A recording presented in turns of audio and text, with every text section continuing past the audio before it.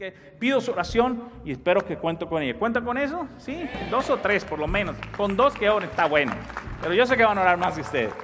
Hey, vamos a entrar en la palabra de Dios, que hay bastante cosa buena que nos quiere decir en este día. Ore junto conmigo en esta hora. Padre, en el nombre de Jesús te doy gracias. Te doy gracias que eres un Dios bueno, fiel, misericordioso, poderoso. Señor, que no hay Dios como tú, lo declaramos. Y hoy te pedimos que ese Dios, a través de su Espíritu Santo, venga y nos enseñe en este día. Porque tú eres el maestro de esta iglesia, Señor. Tú enséñanos lo que nosotros debemos escuchar de parte de tu palabra. No hay otro que lo deje conectar a nuestro corazón como tú lo haces. Así que abrimos nuestros corazones y lo ponemos a la disponibilidad tuya, Espíritu Santo, para que tú hagas una obra en él para eternidad. Y en ese día, Señor, así como nos bendices en esta iglesia, yo te pido una bendición sobre las demás iglesias que están en el Inland Empire y alrededor del mundo, Señor. Que ellos también puedan avanzar junto contigo, porque no competimos en contra de otras iglesias. Creemos en un mismo Dios, en un mismo reino, y eso avanzamos en ese día. Bendícelos a ellos hoy, Señor. Yo te doy gracias por eso, en el poderoso nombre de Jesús. Toda la iglesia dice, amén. Vaya a 2 lugares hoy día en su palabra, vaya a 2 lugares. Vaya a Segunda de Samuel,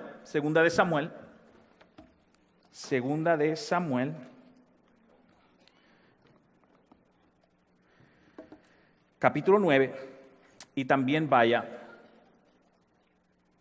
al libro de Lucas capítulo 10. Vamos a leer otros versículos, pero esos son nuestros versículos centrales. Segunda de Samuel capítulo 9, Lucas capítulo 10. Y cuando estaba meditando sobre ese mensaje en estos días, realmente me vino una palabra al corazón que fue tan interesante. Y yo quiero hablar un poquito acerca del porqué de la bondad.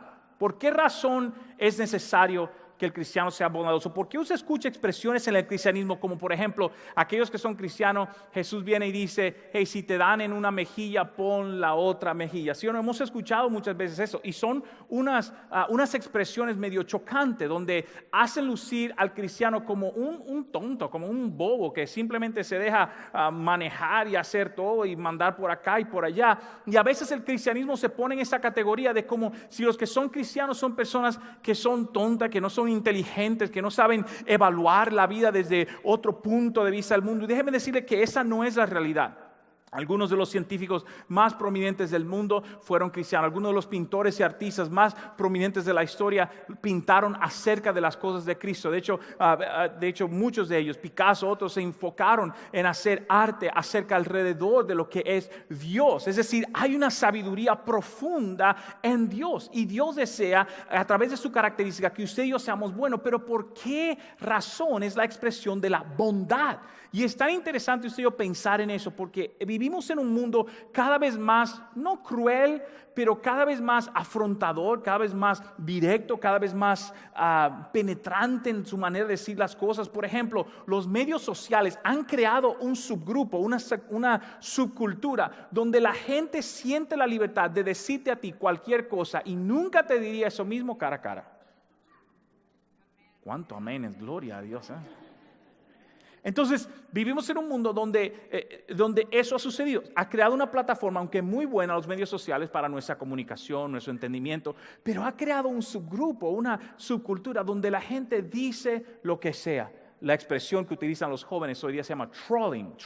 So, una persona que viene y se mete en tu lugar, en tu página, y comienza a hablar mal de ti, a decir un paquete de cosas tuyas, cuando ni siquiera te conocen. Simplemente vieron algo que tú pusiste y comenzaron a criticarte de esa manera. Entonces, uno como persona natural tiende a reaccionar para defenderse, porque nadie quiere quedarse pegado. Nadie quiere ser el último. En mi país dice, no te dejes dar y no seas el último en que te den, ¿verdad? No te quedes dado, dice en mi país. En pocas palabras, no seas el último en recibir el golpe y no hacer nada. Pero sin embargo, cuando yo leo la palabra de Dios, hay un principio primordial y una esencia primordial donde nos invita a nosotros a mostrar bondad. La bondad es difícil a veces mostrar. ¿Sabe por qué? Porque la bondad no tiene nada que ver conmigo. No hay un beneficio propio, sino que la bondad inicia cuando yo soy bueno a otra persona, aunque no reciba nada a cambio. Y ese es el reto de la bondad en la vida cristiana. Escuché una historia de un hombre, de una mujer que le preguntaron, una mujer muy hermosa, físicamente deslumbrante, una mujer preciosísima, y se casó con un hombre bien feo. Y la gente cada vez que lo veía medio se sorprendía, ¿verdad? Y no es mi historia, cálmese. Cálmese. Y la gente siempre que lo veía se sorprendía con la cosa. Hasta que por fin alguien le preguntó a la señora, ¿sabes qué? ¿Y por qué te casaste con un hombre tan feo? Tú eres una muchacha tan preciosa. Y ella dijo, porque él nunca me ha ofendido. Porque él nunca me ha ofendido. Y nos da una ilustración de que la bondad viene de lugares que usted menos lo espera y en forma que usted menos lo piensa. Y Dios quiere que usted y yo entendamos el principio de la bondad como cristianos. Hay una historia en la palabra de Dios que es impresionante. Porque la palabra bondad en la Biblia es traducida también como misericordia. Pero no hay una traducción exacta de la palabra bondad, tanto en hebreo como en griego. Es una expresión. Escuche lo que significa la expresión. La palabra bondad o misericordia es simplemente una expresión. La expresión es esto. Bondad es servicio práctico. Servicio. Esa es la expresión. Cuando usted la palabra bondad en la Biblia está diciendo, hiciste algo práctico de parte mía. Hay una historia en 2 de Samuel impresionante. En 2 de Samuel capítulo 9 hay un joven que se llama Mefiboset. Mefiboset. Si hay alguien que va a dar a luz, le presto el nombre para que se lo ponga. Mefiboset Ramírez. Gloria a Dios, le cae bien, ¿no? Mefiboset. Y este muchacho era interesante porque ese muchacho era el nieto del rey Saúl, hijo de Jonatán, que era el hijo de Saúl. Y la historia es interesante.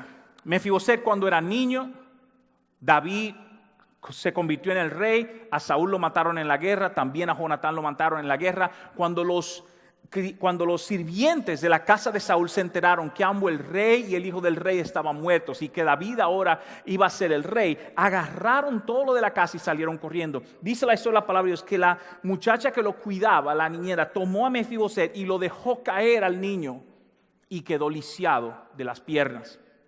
Y quedó lisiado a partir de ahí. Así que ellos se escondieron, porque la tradición era que cuando un nuevo rey era instalado, el rey nuevo tenía el derecho de eliminar a toda la familia del rey existente o del rey saliente. Porque él no quería que alguien de esa familia viniese a retar su reino. ¿Está conmigo? Así que lo eliminaban a todos. Hoy día también políticamente se hace. Cuando viene un gobierno, entra uno nuevo, despiden a todo el mundo y meten a todos sus amigos y familiares, etc. Hoy lo vemos, no lo matan, pero le pierden el empleo. En aquel entonces tenían el derecho hasta de matarlo. La cuestión es que esos pensaron, dijeron, Saúl le fue tan malo a David que David viene pero con ímpetu y a todos nos matan. Vámonos de aquí. Y se fueron todos los sirvientes, comenzaron a esconderse. La señora agarró a Mefiboset y se lo llevó y lo crió como su hijo. La cuestión es que en 2 de Samuel capítulo 9 han pasado más o menos entre 7 a 10 años desde que David fue rey. Los primeros 7 años del reino de David, él estuvo solamente como rey de Judá, que era el rey del sur, y luego se hizo rey de todo Israel, porque el reino estaba dividido. Luego vinieron y dijeron, no, David, tú eres el más poderoso, eres el rey de todo. Así que entre 7 a 10 años, cuando tomamos la historia aquí en 2 de Samuel capítulo 9, y David hace la siguiente pregunta, versículo 1, dice así. Dijo David, ¿ha quedado alguno de la casa de Saúl a quien haga yo misericordia por amor de Jonatán? Ese versículo es tan importante. Si usted no conoce la historia, David y Jonatán, el hijo del rey Saúl, se hicieron súper amigos. Se hicieron uña y carne, compadres. Eran pero inseparables. Eran buenos amigos. A pesar de que Jonatán sabía que su papá odiaba a David, pero Jonatán sabía que Dios había llamado a David a ser rey. Impresionante. Así que Jonatán era súper amigo de David. Y David amaba. Y ellos un día hicieron un pacto. Dijeron, mira, si yo gano, si mi reino gana y yo muero, por favor cuida de mi familia. Y David dijo lo mismo. Si algo me sucede, entonces tú cuidas de la mía. Así que David, años después, está recordando, hey, yo hice un pacto con mi amigo Jonatán y quiero saber si hay alguien de la familia de él que yo no sepa a quien yo puedo ser bueno con ellos, porque yo le prometí a mi amigo que yo iba a cuidar de su familia. Versículo 2 dice, y había un siervo de la casa de Saúl, así que este hombre trabajaba para Saúl, ahora está trabajando para David, que se llamaba Siba, al cual llamaron para que viniese David. Y el rey dijo, ¿eres tú Siba? Y él respondió, tu siervo. Versículo 3, y el rey le dijo, ¿no ha quedado nadie de la casa de Saúl a quien haga yo misericordia de Dios? Y Siba respondió al rey, increíble, aún ha quedado un hijo de Jonatán lisiado de los pies. ¿Por qué dice la Biblia eso? Eso es tan interesante, porque en los tiempos de la palabra de Dios, las personas con defectos físicos eran mirados como personas o endemoniadas o una maldición o sus padres pecaron. Así que Siba está diciendo, mira, queda uno, es un hijo de Jonatán, pero está lisiado. Yo pienso que Siba estaba pensando, si David se encuentra con esa gente, lo va a matar, pero no le puedo mentir al rey. Así que mire, rey, queda uno, pero ese uno como que no es una persona normal, por decirlo así, aunque él era normal, simplemente lisiado físicamente. Pero estamos pintando un cuadro donde usted y yo nos vemos de esta manera, y quiero que lo vea también espiritualmente hablando. Déjeme decirle, cuando usted y yo venimos a Dios, éramos unos lisiados. En muchas áreas de nuestra vida. Y es tan importante entender eso, porque para nosotros eso es algo que tiene que transformar nuestra vida. Es algo transformador entender esa frase, y quiero detallar un poquito más de eso, porque la bondad es algo tan poderoso. David tenía el poder de hacer de todo. David podía destruir a Mefiboset, David podía hacer cualquier cosa. Sin embargo, no es lo que hace. David dice, mira, vayan y búsquenme al muchacho. Siba sale y trae a Mefiboset al reino. Y mira lo que sucede en el versículo 6 de 2 de Samuel, dice así: y vino Mefiboset, hijo de Jonatán, hijo de Saúl. Ahí siempre se mencionaba la genealogía, es decir, hijo de su abuelo también, hijo de Saúl, a David, y se postró sobre su rostro e hizo reverencia. Y dijo Mefiboset, y le respondió, he aquí tu siervo. Mefiboset tirado en el piso diciendo, aquí estoy. Pero mira el versículo 7, qué poder para entender la bondad. Versículo 7, y dijo David, no tengas temor. Le dijo no tengas temor porque Mefiboset entendía, yo soy hijo del enemigo de este señor. Y ahora ese señor es súper poderosísimo, puede hacer lo que quiera conmigo. Él le dijo, no tengas temor, porque yo a la verdad haré contigo misericordia. O la palabra bondad. David, no tengas temor, lo que yo quiero hacer contigo es hacerte un bien. Hacerte un bien. Misericordia por amor de Jonatán tu padre, y te devolveré todas las tierras de Saúl tu padre, y tú comerás siempre. ¿A dónde? A mi mesa. Qué impresionante. Yo quiero que usted note estas cosas. Aquí es un mensaje solito y lo vamos a ver hoy. Es impresionante todo lo que sucede en el versículo 7. Manténganmelo ahí. Mire lo que es el número 1. Nos dice que hay que ver que no tengas temor, porque quiero hacer algo. Quiero hacer misericordia de parte de ti. Por Jonatán, tu padre, por amor a él, por amor a lo que él ha hecho. Yo quiero hacerte algo bien. Y eso es súper importante. Escuche bien, porque usted y yo tenemos amistades y lugares en la vida donde alguien ha sido bueno conmigo. Necesitamos extender misericordia de esa manera y mantener nuestro corazón abierto a ellos. Pero lo impresionante de eso es esto, es que dice, yo quiero hacerte misericordia por ellos. Mire cómo dice. Luego dice, y te devolveré todas las tierras. ¿De quién? Cuando yo leí eso, lo leí varias veces y digo, wow, qué impresionante. Porque Dios hizo lo mismo con nosotros. David dice, por amor al hijo de Saúl, Jonatán, yo te voy a dar misericordia, pero te voy a dar los beneficios de tu abuelo, el cual era mucho más rico que tu papá. Y Dios hace exactamente eso con usted y conmigo. Por amor y misericordia, por el sacrificio de Jesús, Él extiende misericordia a nosotros, pero nos da los beneficios de Dios el Padre en el reino de los cielos. Exactamente eso sobre nuestra vida. Y usted y yo necesitamos entender que la bondad es poderosísima para ser transformado. La bondad es increíble para tocar el corazón de las personas. Porque Dios es un Dios bondadoso. Y muchas personas tendemos a ver a Dios de acuerdo a nuestra experiencia. Oh, Dios es un fuego consumidor. Es verdad, así lo dice la Biblia. Pero también Dios es un Dios que ama. Dios pudo habernos tratado con fuego consumidor, pero sin embargo dice que envió a su único hijo para morir por ti y por mí. Porque la bondad es poderosísima. Porque la bondad es transformadora. Porque la bondad es un valor de todo cristiano. Y si hoy día has luchado en tu vida con ser bueno con otros o con tener una bondad activa en tu vida, aprendamos de la historia de Mefiboset y David, donde David tuvo toda autoridad de hacer lo que él quería con Mefiboset. Sin embargo, le dijo, tú vas a tener lo mejor. Vas a tener las tierras de tu abuelo, lo cual eran inmensas, los terrenos que tenía Saúl, Y tercero, le dijo David, y tú vas a comer a mi mesa. Una cosa, David pudo haber dicho, y tú vas a comer con tus sirvientes allá. No, si usted sigue leyendo la historia, le dijo al sirviente, a Siba, le dijo, Siba, como tú trabajabas para el abuelo de Mefiboset, ahora tú vas a trabajar para Mefiboset. Búscale la casa de su abuelo, las tierras de su abuelo, tú y tus hijos van a labrarla y él va a beneficiar, pero él no va a comer en la mesa de ustedes, él va a comer en mi mesa. Y dice la palabra de Dios que Jesús, por medio de Jesús, hemos sido invitados a la mesa de Dios a participar del gran banquete de lo que Él ha hecho por cada uno de nosotros, por la bondad. Simple y llanamente porque Dios quiere ser bueno contigo, no porque te lo merezca. No porque te lo merezca, ni tú ni yo.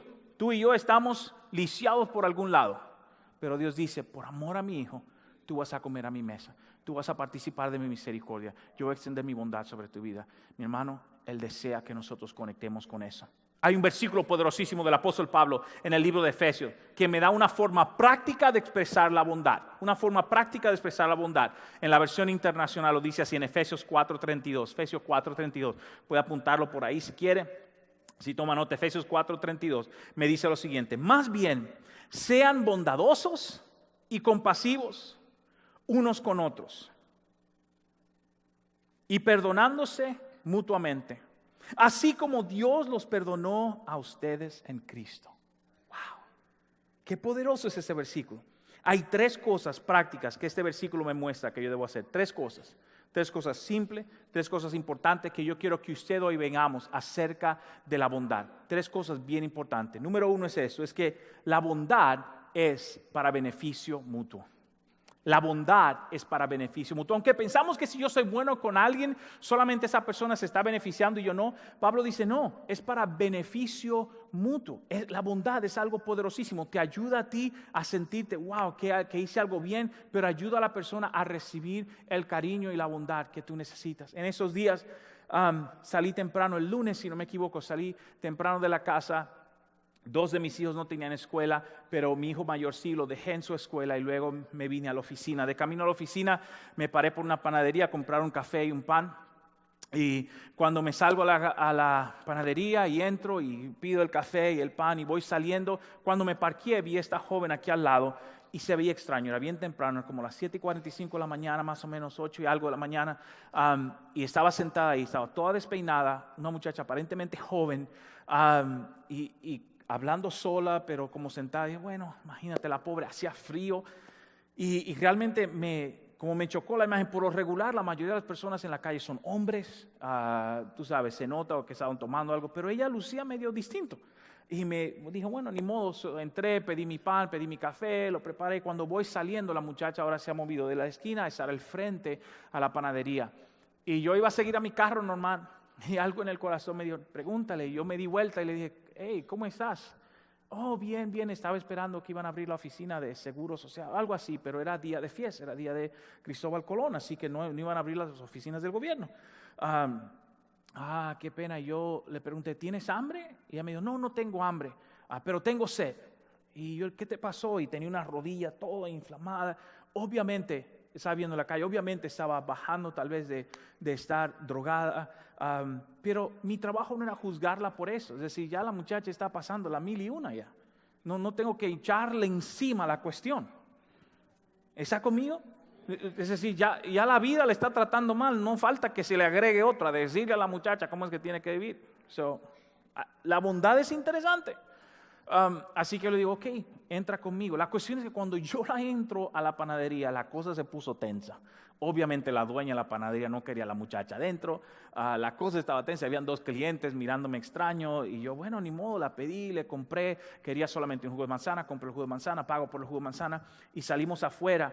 Y ella estaba súper agradecida. Y yo le dije, bueno, mira, que te vaya bien, busca de Dios, ayuda. Sí, no, gracias, de veras, con esto yo me aguanto. Pero cuando yo me fui en el carro, me sorprendí. Y me sorprendí no solamente porque, no le estoy diciendo esto que hice algo bueno, para que el pastor está bueno. No, porque no es algo que me sucede todos los días tampoco. No ando buscando todos los días dónde, ¿no? Sino que Dios trajo esto a mi vida para prepararme para este día. Y la razón fue que lo que más me chocó de eso es que a veces pensamos que toda la persona que esté en la calle o es una persona mayor o está mentalmente mal, Era una joven. Y eso me sorprendió de una manera increíble. Y me di cuenta que la bondad es un beneficio mutuo. Tanto yo la pude ayudar a ella, como ella habló a mi vida acerca de entender que hay mucha gente en necesidad, en un toque de Cristo, que tal vez en una situación, que la vida lo metió en una situación que tal vez no se la merecen. ¿Está conmigo? Pero la situación está. Y usted y yo nos hemos visto en ese mismo lugar en alguna vez en nuestra vida. Pero por alguna razón tendemos a salirnos de nuestra posición y ver simplemente a la otra persona. Y Dios quiere que en bondad mutuamente conectemos con la necesidad de otros. ¿Está conmigo? Mira cómo lo dice Pablo. Pablo dice de esta manera: más bien, sean bondadosos y compasivos con la gente que me trata bien. Más bien, sean bondadosos y compasivos con aquellos que conozco. Más bien, sean bondadosos y compasivos con ¿quiénes? ¿Podemos leerlo juntos? 1, 2 y 3. Más bien, sean bondadosos y compasivos unos con otros. Pablo nos está invitando a nosotros a que usted tenga la mente de bondad acerca de toda persona a su alrededor. Acerca de toda persona a su alrededor. Que la primera acción que usted tome tiene más que ver con el beneficio de otro que con el suyo propio. Y a veces eso es difícil. A veces es difícil, pero Dios nos está invitando diciendo el valor de la bondad es importante. Déjeme decirle, yo soy retado con ese valor todos los días cuando llevo a mi hijo a la escuela. Porque hay una fila de automóviles inmensa, ¿verdad? Aquellos que tienen hijos en el high school entienden lo que es una fila de automóviles. Y no falta el que piensa que sabe más que usted, viene y está de guay, se le mete al frente. ¿Para qué le digo que el versículo nunca se me recuerda cuando me pasa eso? No encuentro una Biblia cerca. Pero es importante, ¿sabes qué? No complicarse. A veces ya mi hijo y yo hacemos chistes de la cosa, ¿qué voy a hacer? Si me pongo a pelear, a defender mi derecho, doy un mal ejemplo, hago un desorden, ¿sabes qué? No, dele, no se preocupe, como quiera vamos a llegar a la escuela. Es interesante eso. Mi naturaleza dice otra cosa. Pero mi espíritu, lo cual es mayor a mi carne, de acuerdo a la palabra de Dios, dice: hay bondad suficiente para esa situación. Porque la bondad es de beneficio mutuo. Proverbios 11:17 lo dice así: a su alma hace bien el hombre misericordioso, mas el cruel se atormenta. No hay que agregarle a eso, ¿verdad? Clarito. La Biblia dice: el misericordioso, el alma se hace bien. Te sanas, estás tranquilo, no estás buscando ni qué, ni aquello, ni por qué, estás tranquilo. Mas el cruel piensa que haciendo crueldad a otro está tomando ventaja y sin embargo se está haciendo daño a sí mismo. Dios está diciendo: pon eso a un lado, que no hay beneficio alguno para ello, porque la bondad es de beneficio mutuo. La bondad es de beneficio mutuo dentro de la iglesia y fuera de la iglesia. La bondad es de beneficio mutuo para toda persona en medio nuestro. Tú estás bendiciendo a alguien y vas a ser bendecido de esa misma manera como lo haces. Está conmigo en este día. Y es tan importante nosotros tener eso en mente. Déjeme decirle, yo no siempre he sido una persona que inmediatamente reacciona a eso. Usted conoce mi personalidad, tiendo a ser medio justiciero. Pero he aprendido que el valor de la bondad es súper importante, porque es la esencia de Dios y Dios quiere que la aprendamos. Segunda cosa que nos enseña Pablo en ese día, segunda cosa es que la bondad nos lleva al perdón.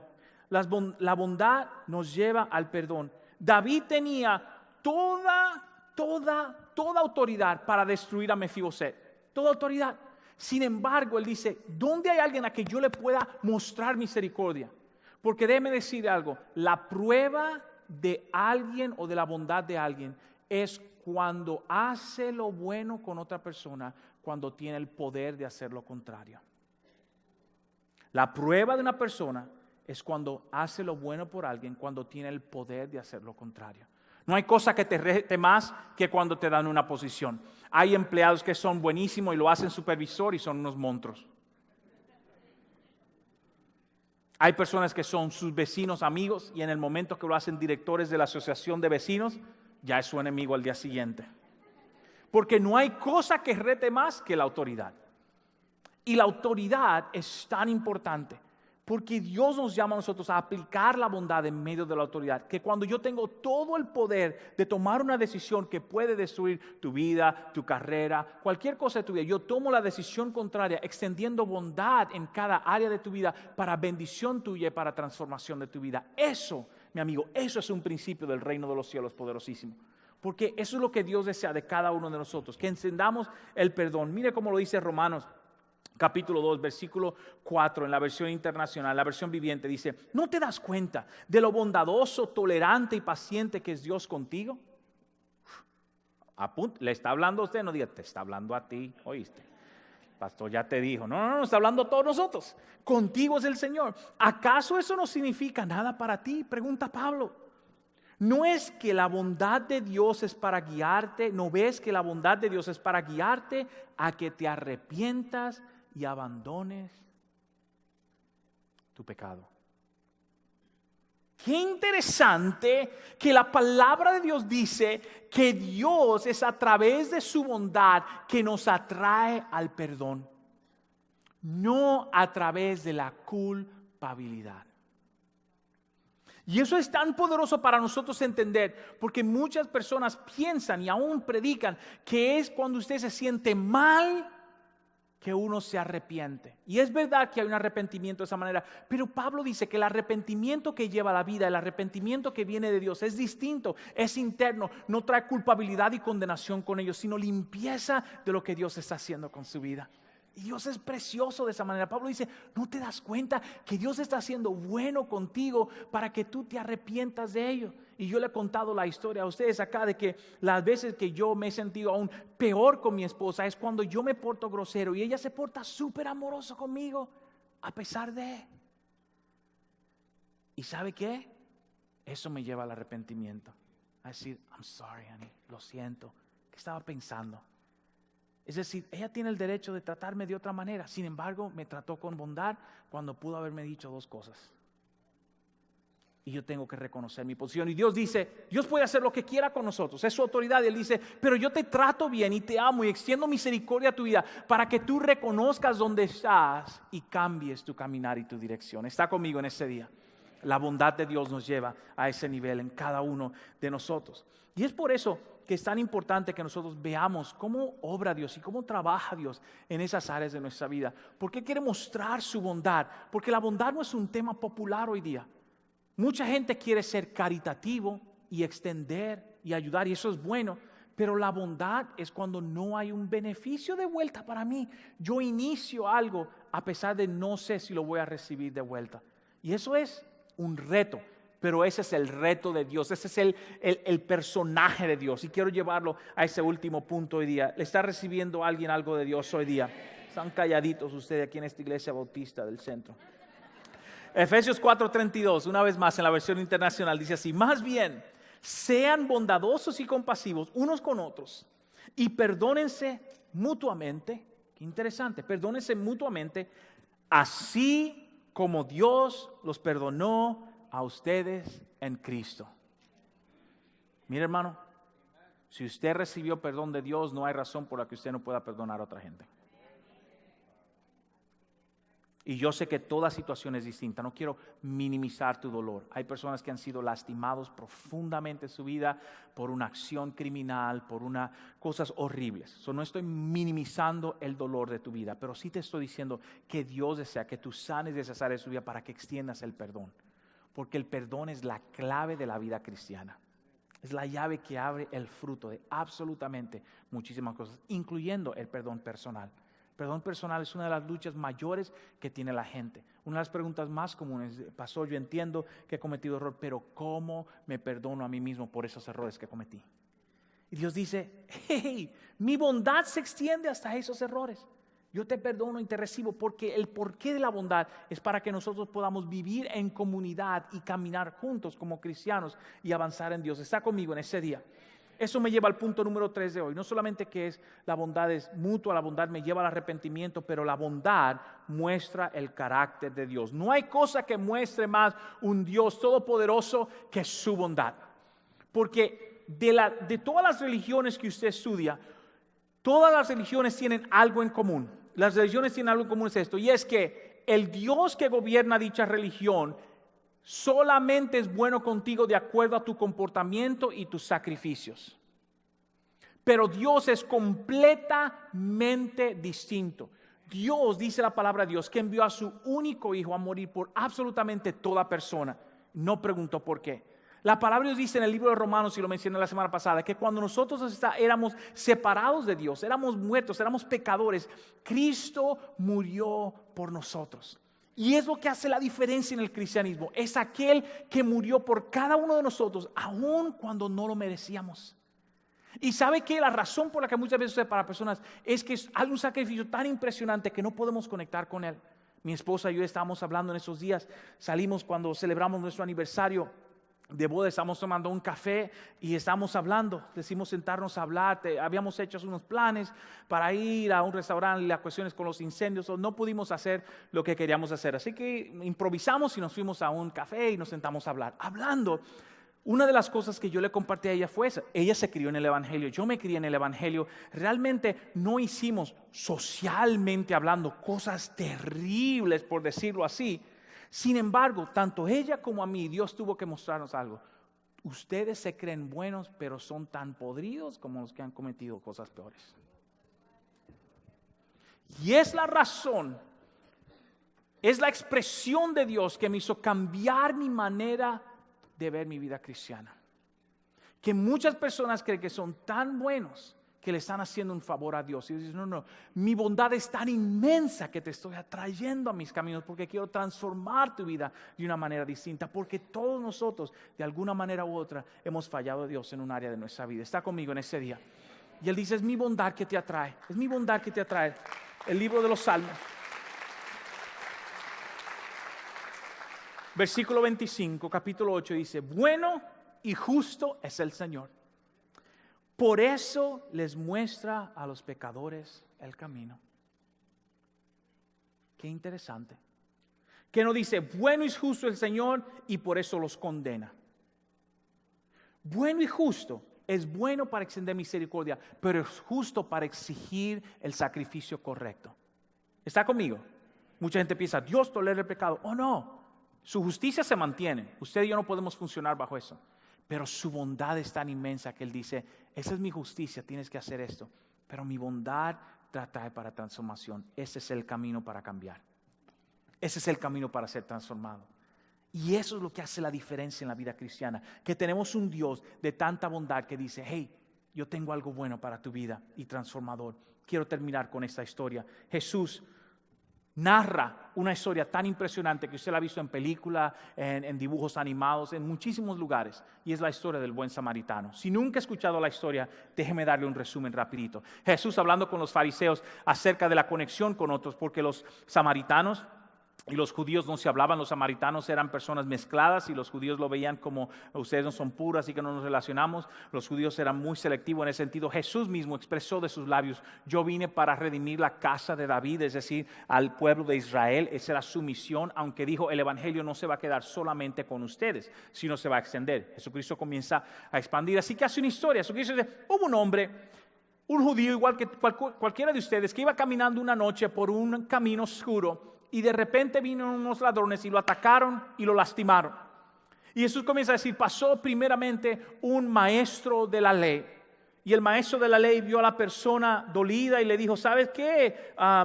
Pongamos un líder de una iglesia, ¿sabes qué? Veo que estás dolido, pero bueno, que te ayude Dios. Y no hizo nada y se fue.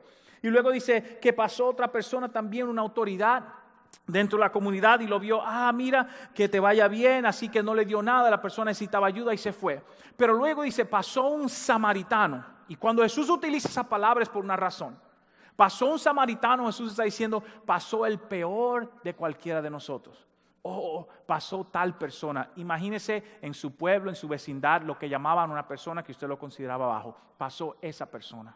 Luego pasó un samaritano, y cuando pasó el samaritano dice que se detuvo y ayudó a la persona. Y de su propio botín dice que sacó aceite y vendó las heridas de la persona. lo subió en su burrito, lo llevó hasta un hotel, una clínica que estaba ahí, lo entregó al hombre y encima de eso dejó dinero y dijo, mira, aquí hay un depósito para que pagar la habitación, la comida, el cuidado de ese hombre. Cuando yo vuelva a pasar por ese pueblo, si él consumió más de lo que yo te dejé, yo te voy a pagar encima de eso cualquier deuda que ese hombre deje. Wow, todo el mundo se quedó impresionado con la historia. Y Jesús le hace esta pregunta a los fariseos, a los líderes religiosos, a los que más saben y más se comportan. Y nosotros somos los cristianos de este pueblo. Jesús le hace la siguiente pregunta. ¿Quién pues de estos tres te parece que fue el prójimo del que cayó en manos de los ladrones? Versículo 37, y él dijo, uno de los fariseos, el que usó misericordia con él. Y Jesús dijo, ve y haz tú lo mismo. Y el mensaje de hoy se puede resumir en eso. Si nosotros vamos a ser buenos, necesitamos hacer lo mismo que Dios hace con nosotros. Que cuando no lo merecemos, Él nos extiende caridad, cariño, comprensión, ayuda, misericordia, transformación en cada área de nuestra vida. Y Jesús dice, ¿usted quiere ser práctico en su bondad? Ve y haz lo mismo. Pastor, es que usted no sabe qué tan terrible es mi vecino y ese hombre toca música hasta la media de la noche y se da su cerveza y está fumando su cigarro y toda la cuestión todo el tiempo. Ve y haz tú lo mismo. No te vayas a sentar a tomar con él y a fumar.